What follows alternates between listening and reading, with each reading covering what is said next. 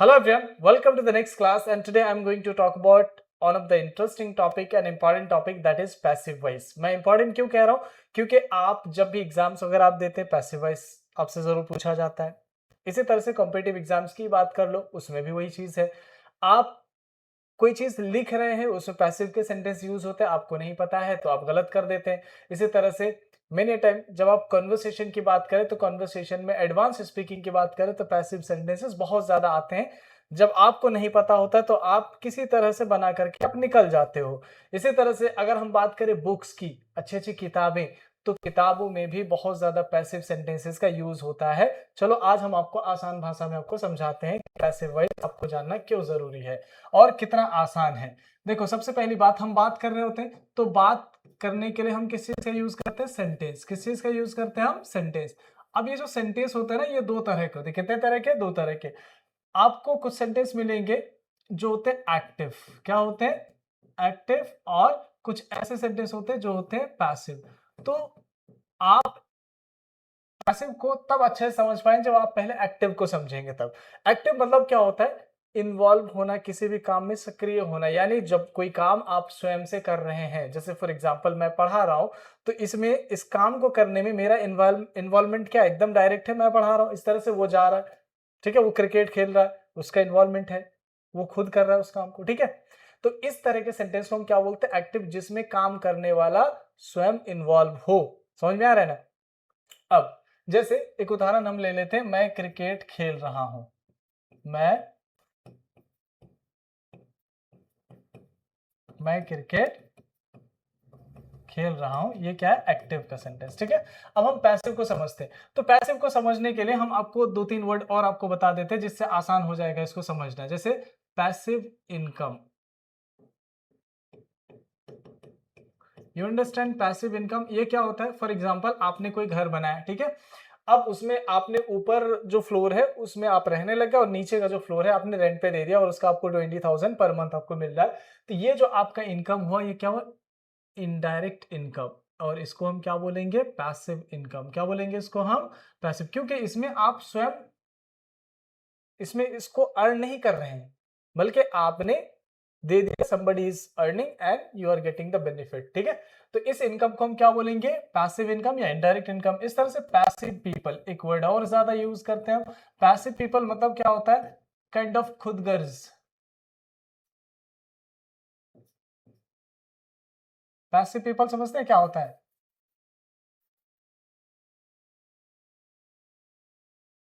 Passive people यानी खुदगर्ज लोग. जैसे मान के चलो कहीं कोई एक्सीडेंट हो गया, तो आप क्या करते हो पहले? अब तो नहीं करते होंगे. पहले आप जाते थे वहां, उसको उठाते थे, हेल्प करते थे. लेकिन आजकल लोग धीरे धीरे, पता है क्यों इससे पीछे हट रहे हैं? कारण ये है कि जो हेल्प करने जाता वही फंस जाता है. पुलिस को बहुत ज्यादा मेहनत करना नहीं, तो जो देखा मौके पे, जिसको देखा, अच्छा तुम ही कत्ल किए हो इसका, नहीं नहीं मैं तो बचाने आओ भाई. हाँ हाँ, सब मुजरिम ऐसे कर. चलो चलो, कुछ दिन थाने का और हवालात का, जेल का थोड़ा हवा खा लो, तबीयत ठीक हो जाएगा. उसी पकड़ के लेके चले. अब बताओ, ऐसे लोग धीरे धीरे क्या होंगे? वो धीरे धीरे क्या हो जाएंगे? खुदगर्ज. वो तड़पते हुए देखेंगे लोग को, वीडियो बनाएंगे, लेकिन मदद नहीं करेंगे. खैर चलो, लीव इट. अब बात पैसिव सेंटेंस की अगर करें, जैसे मैंने कहा क्रिकेट, मैं क्रिकेट खेल रहा हूं, तो इसमें तो पता चल रहा है कि मैं स्वयं से इन्वॉल्व हूं. लेकिन मैंने एक सेंटेंस और कहा, क्रिकेट खेला जा रहा है. क्रिकेट खेला जा रहा है. अब समझेंगे कैसे कि सेंटेंस पैसिव का है क्या है? तो उसके लिए एक ट्रिक है. देखो, पैसिव सेंटेंस में हम क्या करते हैं? अक्सर हम बात करते हैं काम की, और काम को ज्यादा इंपॉर्टेंस देते हैं. यहां काम करने वाला कौन है इससे हमें मतलब नहीं. जैसे हम कहते हैं सड़कें बन रहे हैं, अब कौन बना रहा है उससे हमें मतलब नहीं है. इसी तरह से छात्रों को पीटा जा रहा है, तो इस सेंटेंस में बताओ हम किसी और की बात कर रहे हैं? हम किसकी बात करें? छात्र की, है ना. लेकिन पीटने वाला तो कोई और है. समझ में आ रहा है ना? तो छात्रों को पीटा जा रहा है, यानी हम क्या कर रहे हैं? पीटने पे जोर दे रहे हैं, यानी काम को ज्यादा वरीयता दे रहे हैं. तो पैसिव वॉइस हम तब बनाते जब काम करने वाले से ज्यादा काम को वरीयता दिया जाता है. अब इसको बनाएंगे कैसे? चलो हम आपको इसका फॉर्मूला बताते हैं. सिंपल सा फॉर्मूला है, बहुत आसान है, और वो है वर्क बी डन। आप कहेंगे सर ये फॉर्मूला तो आप नया बता रहे हैं, अब हमने आज तक किसी किताब में इस तरीके का फॉर्मूला नहीं देखा, देखोगे भी नहीं, क्योंकि हम आसान तरीके से आपको बता रहे हैं, ठीक है। तो जैसे फॉर एग्जांपल आप किसी दुकान में गए, चाय पीने की तलब लगी थी, आपने भाई चाय बना दो, आपका दोस्त भी साथ में थे और आप फोन यूज कर रहे थे, करते करते फोन डेड हो गया, तो आपने इधर जोर देने लग गया, भाई जल्दी से चाय बना दो। उसने कहा 2 मिनट रुक जाओ भाई, 2 मिनट रुके, 5 मिनट रुके, अब उसके बाद फिर आपने कहा भाई चाय बन गई कि नहीं, उसने कहा कि बस 2 मिनट और लगेगा, तो आपको गुस्सा है, हमके जा रहे हैं भाई, आपने कहा जा रहे हैं, तो चलो अरे रुक जाओ भाई, नहीं तो रही है, चाय बन रही है। अब ये सेंटेंस एक्टिव है पैसिव है, पहले बताओ। सेंटेंस पैसिव का है, चाय बन रही है। अब कौन बना रहा है इससे कोई मतलब नहीं, कोई तो बनाने वाला होगा ना, लेकिन हम उसमें उसका जिक्र नहीं कर रहे, हम कह रहे चाय बन रही है। तो देखो स्ट्रक्चर, अब ये पैसिव का सेंटेंस है, कैसे बनाएंगे? सबसे पहले तो आप बताओ हम किस चीज की बात करें, चाय की बात करें, आजकल चाय के चर्चे हर जगह हो रहे हैं भाई, तो चाय को क्या बोलते हैं? टी, है ना। और बनने का बोलते हैं बनाना, प्रिपेयर, प्रिपेयर का थर्ड फॉर्म क्या हो जाएगा? प्रिपेयर्ड। अब यहाँ पे बोलो थर्ड फॉर्म क्यों लगेगा? क्योंकि पैसिव का रूल है हमेशा जो वर्ब होगा वो थर्ड फॉर्म के रूप में आएगा। कैसे आएगा? वो थर्ड फॉर्म के रूप में, यानी प्रिपेयर का थर्ड फॉर्म क्या हो जाएगा? प्रिपेयर्ड। अब मैं कह रहा हूं चाय बन रही है तो काम तो चल रहा है, तो आपको उसमें पता है कि इजेमार का यूज होगा, तो बताओ कहां यूज करेंगे? और साथ ही साथ बी भी आएगा उसमें,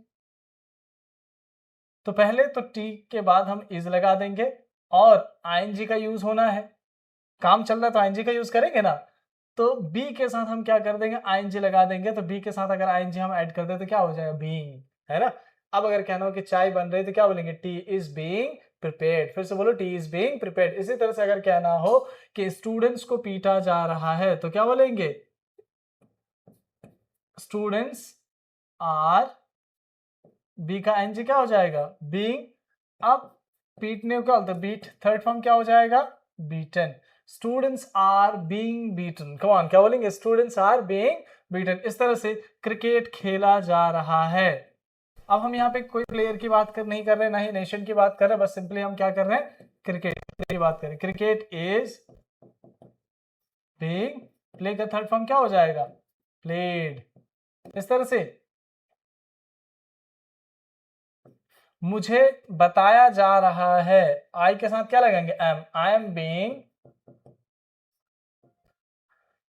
टेल का थर्ड फॉर्म क्या हो जाए? I am being told, come on, क्या बोलेंगे? I am being told. चलो मैं एक सेंटेंस आपको दे रहा हूं, अगर कहना हो कि मुझे पैसिव वॉइस पढ़ाया जा रहा है तो कैसे बोलेंगे?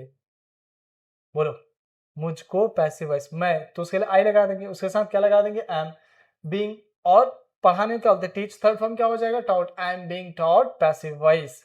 अरे उसको उसको पीटा जा रहा है, he is being beaten। इस तरह से उसकी बेइज्जती हो रही है तो क्या बोलेंगे? he is being, यानी उसको बेइज्जत किया जा रहा है, he is being insulted। Come on, क्या बोलेंगे? he is being insulted। समझ में आ गया ना? तो इस तरह से चाय बन रही भाई। तो पूरा पैसिव वॉइस की अगर बात करें तो कंप्लीटली पैसिव वॉइस किस पे डिपेंड कर रहा है? ये स्ट्रक्चर पे। अब ये स्ट्रक्चर की अगर बात करें, जो बी है समय समय पे ये चेंज होगा, यानी जैसा कंडीशन होगा उस हिसाब से चेंज होगा, ठीक है। और इसी का यूज करके हम आगे भी सेंटेंस बनाएंगे। चलो आगे बताते हैं। जैसे स्टूडेंट्स को पीटा जा रहा है तो क्या बोलेंगे? स्टूडेंट्स आर बीइंग बिटन। चाय बन रही, टी इज बीइंग प्रिपेयर्ड। इस तरह से कॉपी चेक हो रही, कॉपीज आर बीइंग चेक्ड। समझ में आ गया? तो कोई काम किया जा रहा है तो हो गया, वहां पे हम आईएनजी लगा के बोल दिए, ठीक है। अब कोई काम हो गया, जैसे कॉपी चेक हो गए, आपने कॉपी सबमिट किया, सर चेक कर दीजिए प्लीज। उसके बाद फिर आधे घंटे के बाद आप आए, उसके बाद फिर मैंने आपने मुझसे पूछा सर कॉपी चेक कर रहे हैं क्या? मैंने कहा नहीं नहीं, चेक हो गई है, कॉपी आपकी चेक हो गई। तो इससे क्या पता चल रहा है? काम कंप्लीट हो गया, है ना। तो अब बताओ, सेम यही फॉर्मूला हम यहाँ पे भी अप्लाई करेंगे। काम हो गया है, वर्क बी डन। अब यहां पे भी हम उसको कैसे यूज करेंगे, चलो बताते हैं। देखो सबसे पहले हम बात किसकी कर रहे हैं? कॉपी की, ठीक है। तो हम यहां पे लगा दिए कॉपी, चेक हो गया। तो जब कोई काम कंप्लीट हो जाता है तो वहां पे हम क्या यूज करते हैं? हैव हैज का यूज करते हैं। तो कॉपी चेक हो गया, कॉपी हैज। अब हैज के बाद हम क्या करते हैं, वर्ब का थर्ड फॉर्म लेके आते हैं। अब बी तो आना ही है, पैसिव वॉइस से बी आएगा, तो अब यहाँ पे हम बी लगा देते हैं, लेकिन थर्ड फॉर्म में आएगा। क्यों? क्योंकि हैज के बाद जो वर्ब आता है वो थर्ड फॉर्म के रूप में, तो बी का थर्ड फॉर्म क्या हो जाएगा, बीन। कॉपी हैज बीन, अब जो वर्ब यूज होना है वो यहाँ पे थर्ड फॉर्म के रूप में आएगा। Copy has been checked. Come on, क्या बोलेंगे, कॉपी हैज बीन चेक्ड। इस तरह से कुछ स्टूडेंट्स को अरेस्ट कर लिया गया, स्टूडेंट्स को अरेस्ट कर लिया गया, तो क्या बोलेंगे, स्टूडेंट्स। अगर एक से ज्यादा एस लगा देंगे, अब यस एस लगा दिए तो यहाँ पे हैज नहीं हैव हो जाएगा। Students have been arrested. Come on, क्या बोलेंगे, students have been arrested.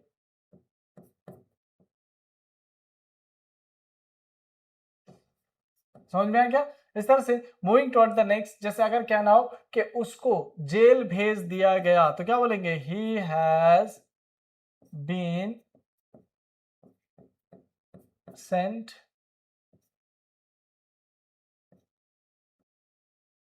To jail. He has been sent to jail, यानी उसको जेल भेज दिया गया। समझ में आ गया? Any problems? तो ये क्लियर है। अब अगर इससे रिलेटेड मैं आपसे एक सवाल पूछूं, अच्छा बताओ, अगर कहना हो कि उसको गिरफ्तार कर लिया गया, तो क्या बोलेंगे, ही हैज बीन अरेस्टेड। इस तरह से हम लोगों को पढ़ाया गया। We have been taught, teach का थर्ड फॉर्म क्या हो जाएगा, taught. We have been, come on, we have been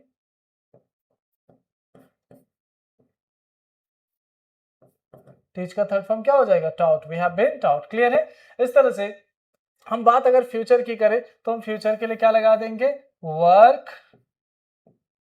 future का सिंबल क्या होता है, will. Work will be done. ठीक है? तो जैसे अगर कहना हो उसको अवार्ड दिया जाएगा, उसको, तो क्या बोलेंगे, ही विल। अब यहाँ बी ही रहेगा, इसके साथ इसको हम चेंज नहीं करेंगे। क्यों? क्योंकि बी के बाद, विल के बाद जब वर्ब आता है तो फर्स्ट फॉर्म के ही रूप में आता है, तो बी बी ही रहेगा यहाँ पे। He will be awarded. Come on, क्या बोलेंगे, ही विल बी अवॉर्डेड। समझ में आ गया? इस तरह से उसको फांसी पे चढ़ाया जाएगा, he will be hanged. Come on, क्या बोलेंगे, ही विल बी हैंग्ड। समझ में आ गया? Start clear? बहुत सिंपल है भाई। अब ये तीन कंडीशंस है, काम चल रहा है, काम हो गया है, और काम किया जाएगा। जैसे मेट्रो चलाया जाएगा, metro will be run, metro will be started. इसी तरह से एयरपोर्ट स्टार्ट किया जाएगा, एयरपोर्ट विल बी स्टार्टेड। समझ में आ रहा है? इस तरह से एग्जाम कंडक्ट किया जाएगा, exam will be conducted. Exam conduct किया गया, एग्जाम हैज बीन कंडक्टेड। समझ में आ गया? दैट्स वेरी सिंपल, बहुत आसान है। ठीक है? चलो, अब इस तरह से कोई काम किया जाता है,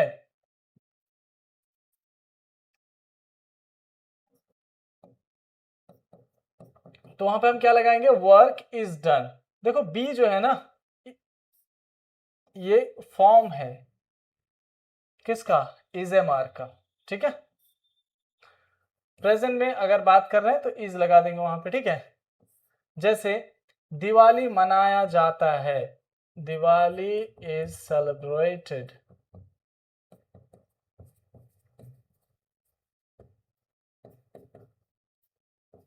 इस तरह से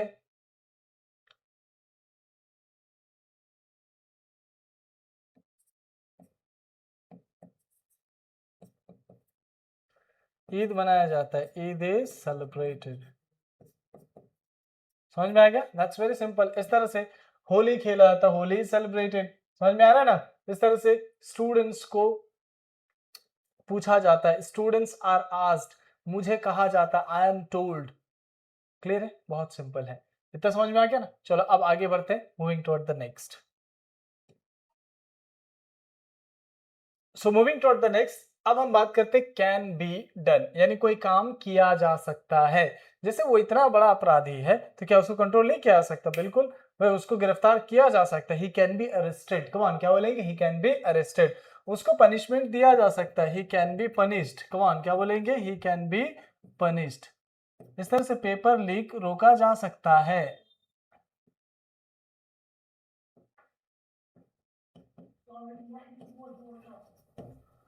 paper leak can be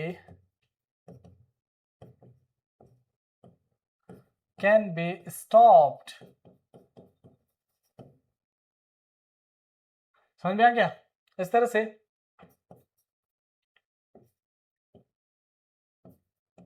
he can be gelled, उसको जेल भेजा जा सकता है। He can be gelled. इस तरह से पाकिस्तान को हराया जा सकता है। पाक कैन बी डिफीटेड। समझ में आ रहा है ना? बहुत सिंपल है। इस तरह से वर्क कुड बी डन, किया जा सकता था।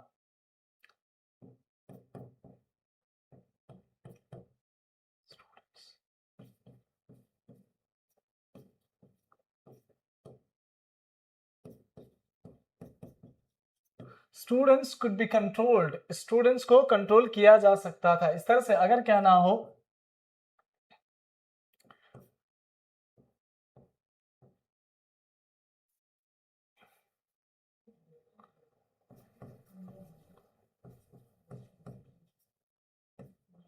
उसको इनवाइट किया जा सकता था। He could be invited, come on, क्या बोलेंगे? He could be invited. उसको सजा दिया जा सकता था। He could be punished. He could be, समझ में आ गया? Moving toward the next. अब क्या लिखा है? Work should be done. Should मतलब क्या होता है? चाहिए। शुड बी डन, किया जाना चाहिए। जैसे किसी काम की आप बात कर रहे हो, तो जैसे अगर आपको कहना हो कि मेट्रो स्टार्ट किया जाना चाहिए, पूर्णिया में अब मेट्रो होना चाहिए भाई, metro should be started in Purnia. Metro should be started, आगे लगा दो, इन पूर्णिया। ठीक है? इस तरह से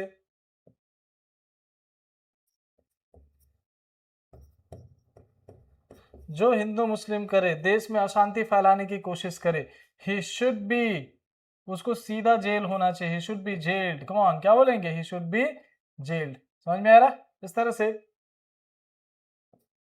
हम लोगों को, वी शुड बी,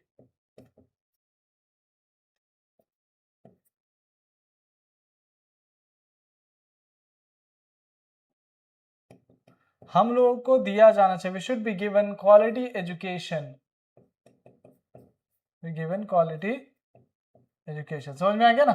बहुत सिंपल है। इस तरह से work should have been done, किया जाना चाहिए था। जैसे स्टूडेंट को पहले ही सुना जाना चाहिए था। Students should have been listen. इस तरह से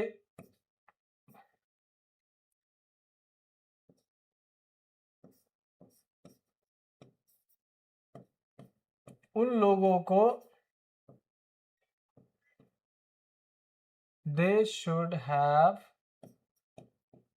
बीन,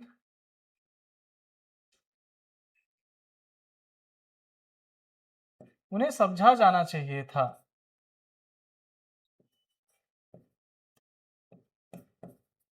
अंडरस्टैंड का थर्ड फॉर्म क्या हो जाएगा? Understood. They should have been understood, उसे समझा जाना चाहिए था, उन लोगों को समझा जाना चाहिए था।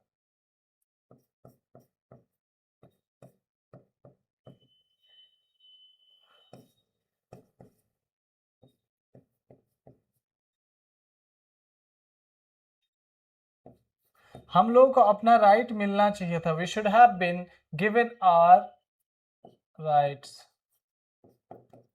Have you got it? So these are the sentences. बहुत सिंपल है। आप इस पे चार चार सेंटेंसेस की प्रैक्टिस करो। आई गारंटी के अब आपको पैसिव वॉइस में कहीं भी किसी भी तरह की दिक्कत नहीं होगी। I guarantee that. So it's enough for today. और मैं कुछ सेंटेंसेस हिंदी में पैसिव वॉइस के डिस्क्रिप्शन में दे दूंगा। आप वो सारे डाउनलोड करके एक बार प्रैक्टिस कर लेना। It will be quite easy. Okay, so thank you, that's enough.